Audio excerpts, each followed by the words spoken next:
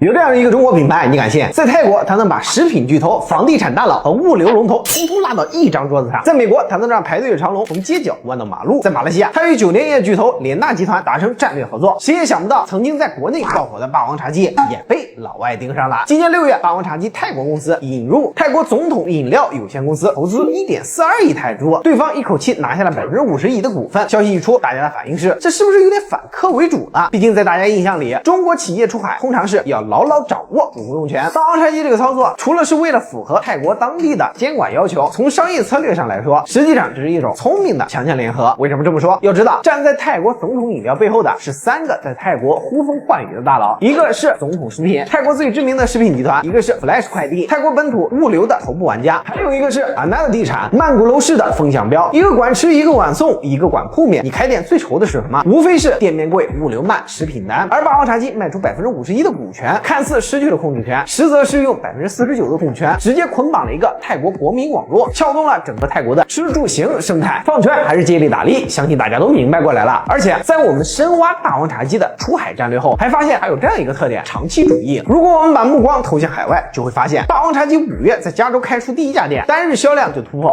5000單。看似是運氣和巧合，實則是霸王茶姬長久以來的布局。他在2023年就開始為美國市場招兵買馬，2年磨一劍，加上最近新招募的美國市場的餐飲和廣告業大佬，財務體系、供應鏈、人員搭建全部提前準備。這就很像談戀愛，有的人是非要抓住對方的手機和密碼，生怕控制不住；而有的人是讓你心甘情願的把心掏出來，最後哪怕股份在別人手裡，但是價值觀和長期主義在自己這邊。比起享受一時的榮譽和讚美，霸王茶姬更希望將自己的根脈牢牢扎在海外這片沃土上。不得不說，這招確實有奇效。前幾天，霸王茶姬公布了2季度的財報，海外市場大增，霸王茶姬的全球門店已經突破7000家，用戶數有了大突破，活躍會員的复購率也有了更多的上漲。顯然，霸王茶姬的長期主義拿到了奇效，在海外放大招的霸王茶姬確實贏得了非常漂亮的染劑。比如印尼雅加達首店前3天累計賣了1萬杯，還有北美地區首店單日銷量直接突破5000。研究他們的海外產品，其實我們還能發現一些細節融合。霸王茶姬似乎沒有墨守成規，將國內的這套原封不動的搬過去，而是更深入的融合當地文化。在亞太市場，它專門成立研發团隊，能夠根據國家不同的文化和口味推出新品。比如最近馬來西亞6周年的限定款印山抹茶，不僅有口味的創新，連杯子包裝都引入了傳統紡織紋樣，這是馬來文化中非常具有代表性的工藝。一只小小的杯子直接變成了民族骄傲。在新加坡，霸王茶姬则推出花香風味，並且用上了新加坡國花万代蘭的包裝。除此之外，還有法國快產、大英圖書館聯名、國風節氣主題，這一套文化包装用來塑造品牌的勢能，簡直是游刃有餘。而在美國，霸王茶姬打出的茶中式概念，甚至直接讓老外開始培養起了用茶代替咖啡的習慣。這不單純是賣茶飲，而是中國品牌向全世界講述東方审美的缩影。正如星巴克用咖啡塑造了西方的文化符號，霸王茶姬正在嘗試用茶重塑東方的文化自信。过去全球最知名的茶飲品牌來自英國，而中国作為茶文化的發源地，卻始終沒有走出一個有世界級影響力的茶飲品牌。作為茶文化的發源地，我對此始終是抱有一點遺憾的。但是如今潮水升起，帆已揚開，或許很多年後，當全球的消費者提起茶，第一個想到的不是英國的下午茶，不是日本的抹茶，而是來自中國的霸王茶姬。這一杯茶不僅是解渴的飲品，更是中國送給世界的一杯文化盛宴。这里是率真財經，一個有溫度有深度的財經博主，歡迎大家關注主頁，有更多精彩視頻。我們下期節目再會。